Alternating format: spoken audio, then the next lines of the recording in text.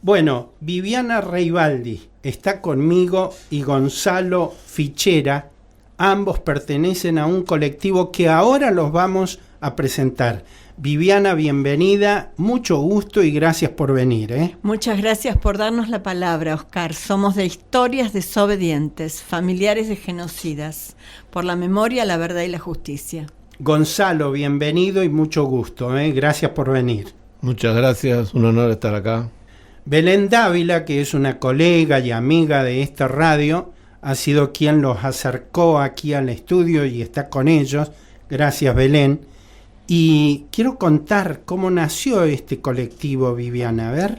Este colectivo nació en el 2017 porque quienes lo integramos veníamos buscándonos. Y al tristemente célebre 2x1, le respondimos justamente con palabra y encuentro entre los familiares de genocidas que nos buscábamos, porque teníamos una posición común de repudio. Uh-huh. Todos nosotros y nosotras tenemos una posición común de repudio. Cuando nos encontramos éramos muy poquitas mujeres que decidimos salir el 3 de junio del 2017 con una bandera que versaba hijos e hijas de genocidas, por la memoria, la verdad y la justicia, el día de la marcha por el Ni Una Menos. Uh-huh. Justamente como una muestra política de nuestra posición. Uh-huh. Al respecto, nosotros venimos de familias fuertemente patriarcales y también nadamos contracorriente contra esos mandatos. ¿Y cuáles eran esos mandatos? ¿Ustedes se consideran a su vez víctimas de esos mandatos? No nos consideramos víctimas en el término que le damos culturalmente en nuestra sociedad después del genocidio de la última dictadura, de ninguna manera. Las víctimas ya sabemos quiénes son, quienes fueron secuestrados, torturados, desaparecidos y quienes con mucha valentía después de sobrevivir al infierno, al horror, pudieron dar cuenta de lo que pasaron en los juicios, lo uh-huh. cual nos dio una historia de saber de dónde venimos a todos, también uh-huh. a los hijos de los genocidas, saber de dónde venimos. Ustedes se enteraron allí en los juicios, empezaron como a descubrir ese velo que había dentro en el seno familiar. Las historias son múltiples, cada uh-huh. cual fue haciendo su proceso en una manera distinta, de una forma diferente, y cada cual como pudo. Claro. En realidad, según la edad, según las posibilidades, las herramientas psíquicas de cada uno, según el momento de la vida de cada uno. Gonzalo, ¿tu historia? Mi historia tiene que ver con mi padre. Mi padre era jefe de un área de operaciones en la ciudad de Buenos Aires, en realidad en lo del Gran Buenos Aires, del cual dependía Ciudadela, Ramos Mejía y toda la zona oeste. ¿Ejército? Ejército. Uh-huh. Del cual dependían de él 3 campos de concentración, en el cual desapareció mucha gente importante como Westerger. Uh-huh. Y bueno, en mi caso yo llegué antes de pertenecer al colectivo a descubrir todo, porque bueno, mi papá era jefe, con lo cual si había pasado todo lo que había pasado no podía estar al margen. ¿Cómo fue? ¿Podés compartir la historia? ¿Cómo fue que descubriste todo eso? Y yo, bueno, empezaba a hacerlo a llegar a los 18, en 1985, más o menos 86, llegué a los 18, empezó a aparecer todo esto de salir afuera, nunca más. Yo venía de un entorno donde no había mucha relación con eso, tampoco fui a la UBA, con lo cual tampoco tuve una apertura. Claro. Pero bueno, llegaron los 90 y empecé a conectar, a tener conexión con todo lo que había pasado con los desaparecidos, con la dictadura. Y entonces ahí empecé a investigar y bueno, un amigo me dice, yo te voy a averiguar, no creo que sea nada. Y después no me quería hablar conmigo porque claro, cuando fue a preguntar a abuela, mi papá tenía un prontuario enorme. ¿Y tu viejo estaba vivo en esa época? Mi viejo estaba vivo. ¿No lo confrontaste? Sí, yo pude un día confrontarlo. Siempre que se hablaba en mi casa, se hablaba de que todo era mentira, que todo era propaganda, que todo era armado por los enemigos del pueblo, por la dictadura, por los extranjeros, por el comunismo, sí. La subversión, todo lo que se hablaba en aquella época. Claro. Pero un día yo lo confronté, no solo por lo que había hecho afuera, sino por lo que había hecho en mi casa también, que había sido muy violento. Y él no me dijo nada, me agarró los brazos así como esos boxeadores que no quieren que le peguen más, y me agarró y me dijo, bueno, ya está. Y bueno, yo planté mi bandera y de chico me fui a vivir solo porque no había espacio para vivir ahí. A los 20 yo ya estaba viviendo afuera, de mi casa, digo, en la misma ciudad, pero afuera. ¿Y tu vieja? Y mi vieja es cómplice de él, mi vieja siempre estuvo de acuerdo con lo que él hizo, siempre lo acompañó. Quizás, bueno, es una mujer de otra época, de sostener a su marido, a su pareja, a lo que sea, digamos. Uh-huh. Pero bueno, ella vive, mi papá murió en el 99, murió en Pune. Yo tengo muy buena relación con ella, no hablamos de estos temas porque no vamos a coincidir nunca. Claro. Pero bueno, tenemos una buena relación. Yo siento que ella no es culpable de nada, ¿no? Uh-huh. Mi padre sí. Murieron 300 personas, desaparecieron 300 personas en su área. Yo eso lo pude confrontar porque hubo un juicio, no a él, sino al área al cual él era jefe. Y bueno, muchos de los que dependían de él están presos, ¿no? Claro. Por esta desaparición, tortura, muerte, asesinato. En el caso tuyo, Viviana, ¿es algo parecido, concordante? ¿Cómo es? Sí, mi padre también era de ejército, era oficial de inteligencia uh-huh. del ejército, pertenecía al batallón 601, al emblemático edificio de Viamonte y Callao en Buenos Aires. Él perteneció, digamos, a esa unidad desde muy joven y permaneció allí desde muy joven, durante muchos años. En el 70 se separa de mi madre y pide el retiro efectivo, pero por documentación a la cual tuve acceso, legajos microfilmados, uh-huh. En que existen miles en el Ministerio de Defensa y que no están digitalizados y corren riesgos de desaparecer. Ah, mira qué dato importante. Eso es muy grave, uh-huh. Lo de los legajos microfilmados de personal civil de inteligencia, miles en el 9º piso del Ministerio de Defensa.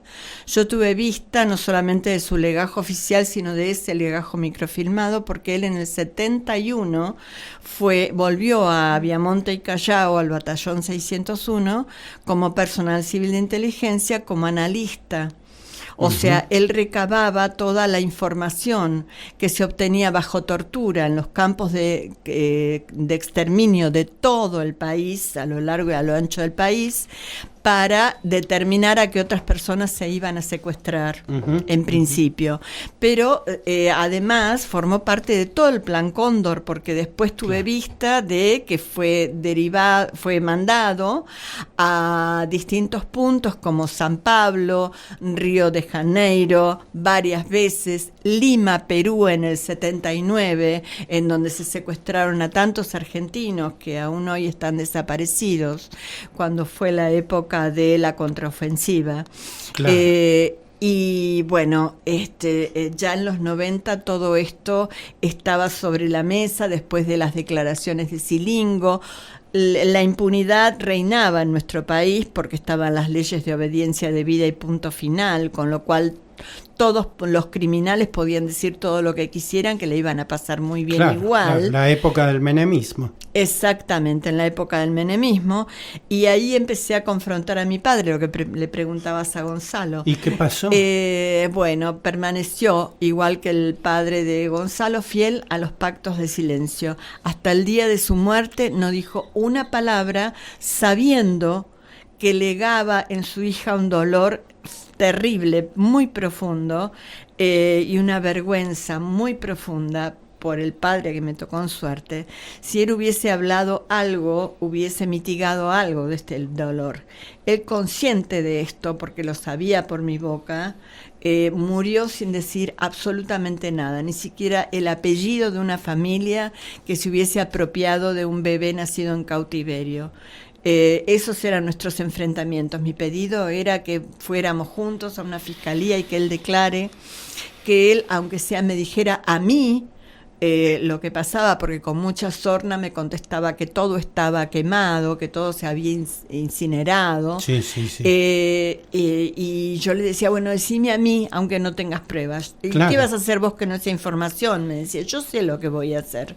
Yo sé qué voy a hacer con la información que vos me des. Dámela. Y no se mantuvo fiel a su pacto de silencio. ¿Cuándo falleció? Falleció impune en el 2002, pero sabiendo de boca de su hija la condena y el repudio mío, que teníamos una relación de mucho afecto. Ujú. Sin embargo, yo decidí repudiar su accionar. Fue una decisión no desde el afecto, sino desde un punto de vista ético. Vivi, vos tenés hermanos, hermanas. Yo tengo hermanos. ¿Y cuál fue la actitud de ellos? No, de negación. De negación. De ¿Tu negación. mami? Mi madre ya falleció y la actitud de mi madre también fue de negación total. Obviamente se había separado de él hacía muchos años y ya no tenía más ningún tipo de relación con él, pero ni siquiera quería escuchar hablar de él, pero la posición de ella era de negación total. ¿Qué sienten ahora ustedes que pueden circular por el país contando sus historias y trayéndonos una versión que hasta no hacía mucho tiempo no estaba en los medios? ¿Cómo lo viven ustedes en la actualidad? ¿Cómo viven que una universidad pública como esta ponga de relieve las historias de ustedes y de otras personalidades, ¿no? Para mí, creo que para todos es un orgullo muy grande venir a recibir este premio, es un reconocimiento y es una valoración, digamos, de lo que hemos hecho, que por ahí no nos damos cuenta del enfrentamiento, o lo vivimos ya, pero pasó hace tanto tiempo todo este enfrentamiento y andábamos solos, como decía una amiga mía, vos te subís al árbol y tirás coquito de arriba solo, y cuando formó parte del colectivo, ¿no? La posibilidad de integrarme a un lugar, tener una identidad, fue para mí y para nosotros en general, para todos los formantes, esencial, porque nos dio una identidad, creo que como grupo, como personas, nos dio una identidad de dónde hablar, y que esa identidad sea reconocida es maravillosa, digamos. ¿Conformaron familias, tienen hijos, cómo reacciona la familia de ustedes, digamos?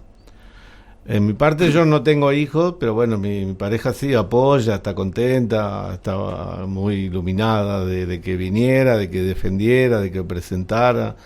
Mi hermana también, no forma parte, pero también está contenta. Pero bueno, ella también hizo un quiebre como vos. También digamos. hizo un quiebre. Sí. Ella fue más extrema, ella se fue a la ultra izquierda y marchaba a las marchas de desaparecidos, pero claro, no decía que era hija de un genocida, digamos. Claro. De un general, mi viejo llegó a ser general, digamos. Claro, ¿no? claro. Un alto jefe, digamos. Un alto jefe, claro. Sí, claro. Y llegar a ser general dentro del esquema del ejército es llegar a la máxima categoría, ¿no? Sí. Y es haber estado muy en contacto con situaciones muy... Y decidir. Claro, decidir la vida o la muerte de otras personas. Sí. Lo que es importante es poder tener la palabra, hablar. Hablar es muy importante, romper esos silencios. Creo que hubo demasiados silencios en estas últimas décadas, muchos silencios, y creo que tenemos que romperlos absolutamente para poder construir una nueva sociedad. Eso es una gran responsabilidad que sentimos como una minoría que somos de hijos de genocidas. Somos una minoría activa. La vicepresidenta forma parte del grupo de los obedientes. Su padre y su tío fueron genocidas y ella forma parte de un grupo de familiares obedientes que reivindica la dictadura. Esa bandera, reivindica la dictadura. Nosotros justamente la repudiamos y repudiamos a nuestros familiares. Y hablar es lo más importante. Eso te iba a preguntar, a ver, ¿cómo es colisionar con otros hijos, hijas, que levantan la bandera de la dictadura como la vicepresidenta Villarroel? ¿Cómo se han enfrentado alguna vez? Sí, nos hemos Sí. enfrentado, algunas veces nos han acusado de traidores, pero bueno, nosotros creemos que éticamente la defensa de la vida es prioridad por encima de pertenecer a una familia. Y siempre el mandato fue el silencio, digamos, hay que callarse, no se puede hablar de lo que hacía papá, no se puede hablar de lo que pasó, de eso no se habla, digamos. Claro. Entonces, hablar, como decía Vivi, es fundamental, porque es romper ese mandato. Entonces, Y es nosotros, sanador para ustedes, ni además, hablar, ¿no? súper sanador. Para toda la sociedad, esa es la responsabilidad que tiene Historias Desobedientes, romper los silencios, porque es una gran responsabilidad para poder sanar. Vivimos en una trama social muy herida, muy lastimada, y que hasta el día de hoy sigue sangrando esas heridas, Claro, siguen claro. sangrando esas heridas, porque todavía los crímenes se siguen perpetrando cada día de la vida. ¿Cómo No. fueron ustedes cuando aparecieron públicamente? ¿Cómo fueron recibidos por víctimas de torturas, secuestros, familiares de desaparecidos? ¿Cómo fueron recibidos? Oscar, yo te puedo contar de esa Adelante. primer marcha del 3 de junio. Por favor. Después Gonzalo va a contar de su experiencia, pero esa marcha del 3 de junio éramos 5 mujeres con esa bandera que versaba hijas e hijos de genocidas por la memoria, la verdad y la justicia. Pesaba mucho esa bandera, muchísimo, no solo en forma literal, porque literal pesaba muchísimo, sino en forma simbólica. No sabíamos qué iba a pasar, si nos iban a escupir, a echar, claro, a insultar. Sí.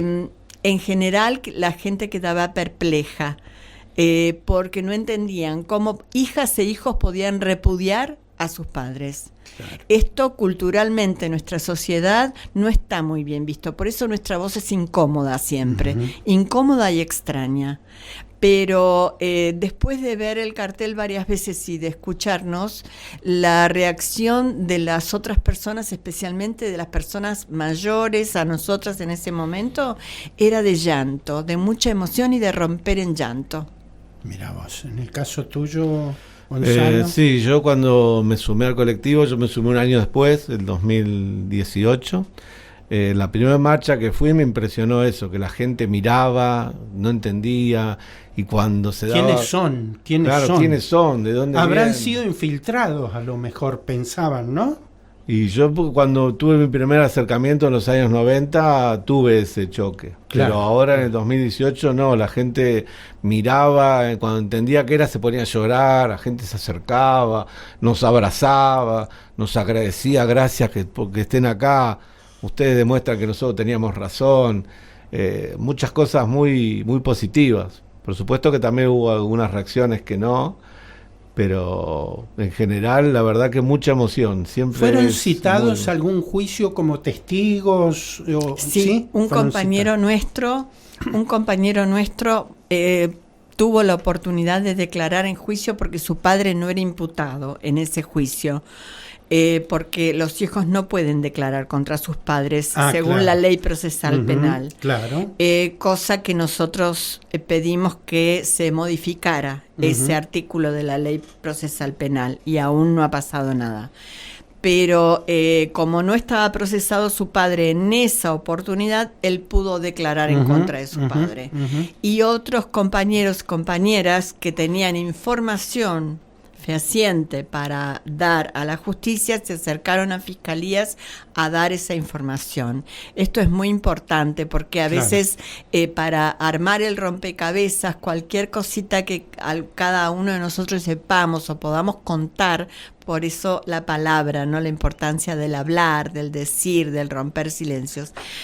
Pueden armar ese rompecabezas, no porque tengamos la obligación de venir a dar información, porque los que tienen que dar información y romper el pacto de silencio son los perpetradores.